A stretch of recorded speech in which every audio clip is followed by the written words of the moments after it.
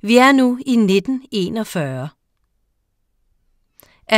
verdenskrig raser i Europa, og Danmark er besat af tyske tropper.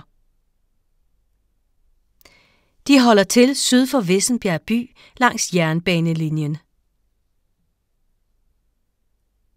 Engelske jagerfly foretager bombninger af tog i området for at stoppe tyskernes transport af militært materiel.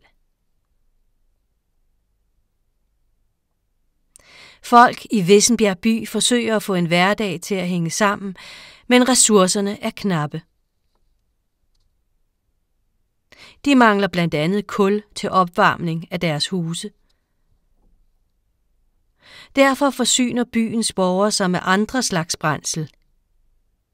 De graver tørv frem i moseområder, som de tørrer og bruger som brændsel i kakkelovne. En dag støder tørvegraverne helt uventet på et kranium og skeletdele fra en mand.